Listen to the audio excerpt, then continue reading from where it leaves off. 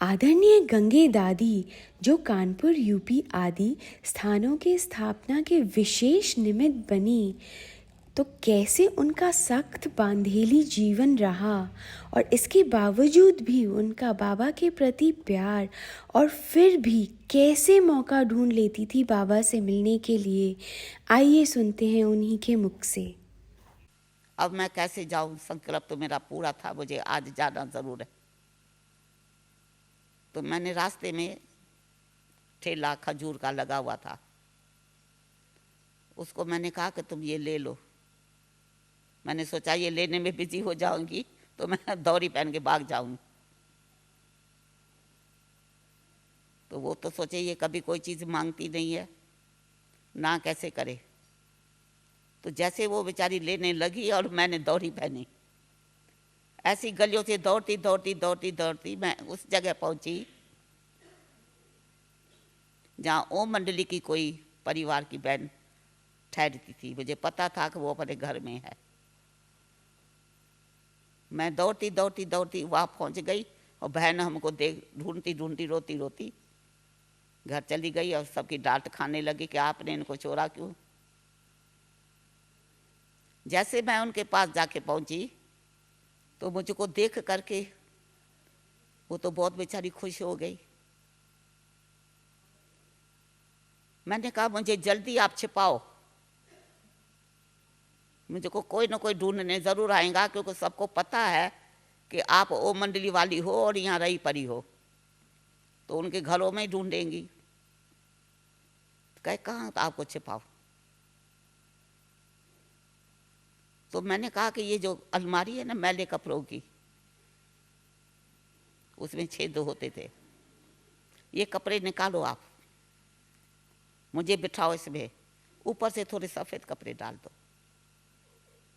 तो किसको शक नहीं पड़ेगा। अंदर में डर था।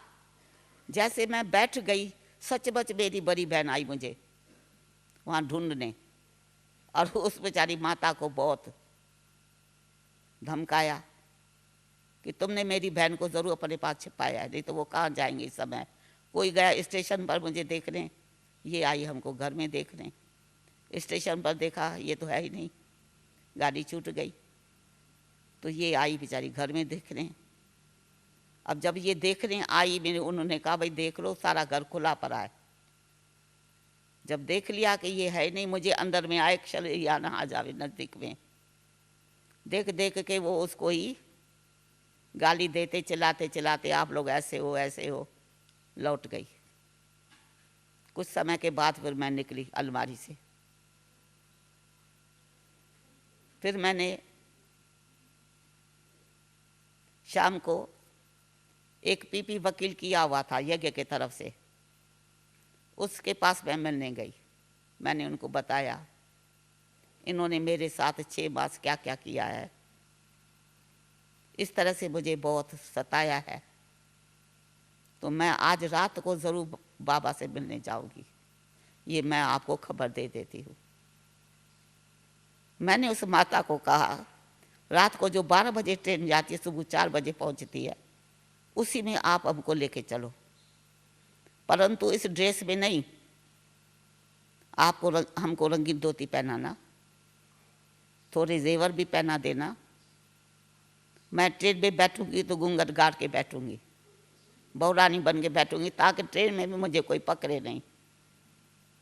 ठीक मैं ऐसे ही 12 बजे वाली गाड़ी से ऐसे ड्रेस बदल के बैठ गई, 4 बजे पहुंच गई।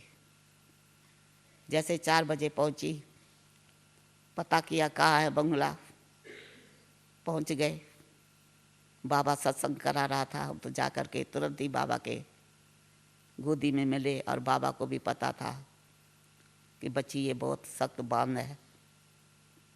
उन दिनों में बाबा ने यज्ञ में गैया भी रखी थी, तो एक गैया का नाम मेरा रखा था।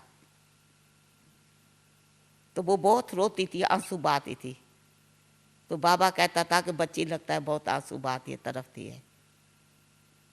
मैंने आती जाती रहती थी तो समाचार देती रहती थी। फिर इसी तरह से जो है हम वहाँ पहुँच तो गए। उस समय सनिस्ता के ऊपर दफ़ा 144 लगा हुआ था,